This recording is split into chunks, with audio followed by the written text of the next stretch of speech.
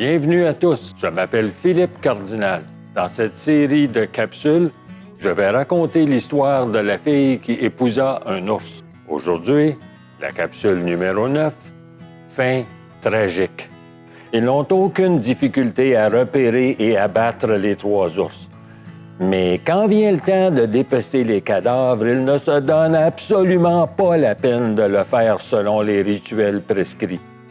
Puis ils ramènent les toisons des 3 ours au village. Le lendemain matin, ils vont voir leur mère et lui disent « Maman, pourrais-tu dire à notre sœur que nous voulons jouer avec elle? Nous voulons qu'elle et ses petits endossent ces 3 peaux d'ours. » En entendant ces mots, la mère se met à pleurer. Mais ses fils continuent de lui dire qu'ils veulent jouer avec leur sœur tant et si bien qu'elle finit par aller trouver sa fille et lui dire « Tes frères me disent qu'ils veulent jouer avec toi.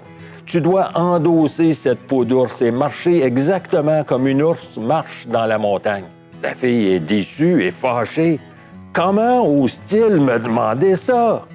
Maintenant, je serai une ours pour toujours. » Et elle pleure et pleure jusqu'à ce que ses frères viennent la voir à leur tour. « Sœur, lui disent-ils, nous voulons jouer avec toi. Nous voulons que toi et tes petits endossiez ces peaux d'ours. Pourquoi dites-vous cela? Maintenant, je serai une ours pour toujours. Je vous ai pourtant bien averti de ne jamais badiner avec les ours.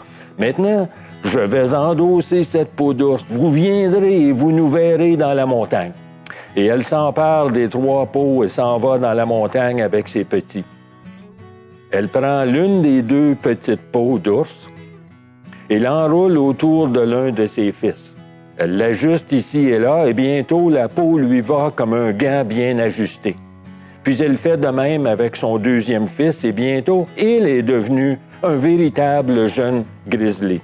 À son tour, elle s'enroule dans la plus grande des peaux, l'ajuste où c'est nécessaire, et voilà qu'elle est elle-même devenue une véritable mère grizzly.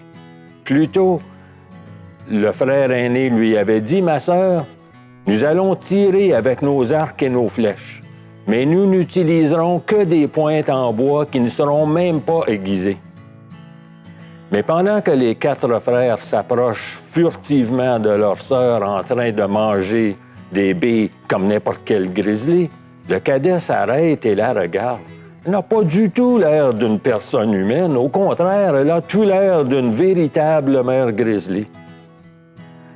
Il remplace ses pointes de flèches en bois avec des pointes de chasse en os d'animaux. Ces pointes sont très acérées.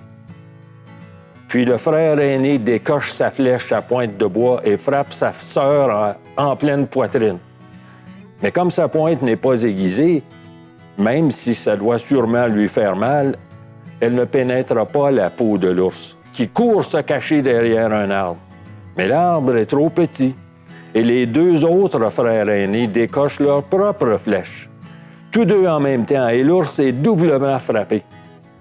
Elle se fâche et saute sur les 3 aînés, et elle et ses 2 petits déchiquettent les 3 garçons. Mais le plus jeune est encore bien vivant et les pointes de ses flèches à lui sont en os et très bien aiguisées. Il en décoche une qui se plante dans la clavicule au bas du cou de sa sœur, qui rugit de douleur et détale en compagnie de ses petits. Cette blessure ne lui sera pas mortelle, mais la tourmentera tout au long de sa vie.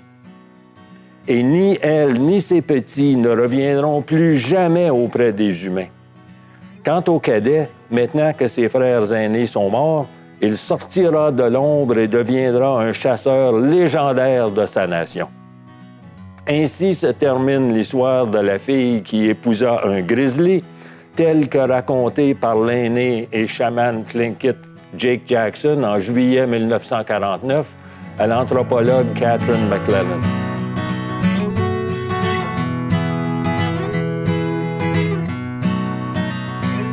C'est ce qui conclut cette capsule pour aujourd'hui. Ne manquez pas la prochaine partie afin de connaître le reste de cette histoire. À la prochaine!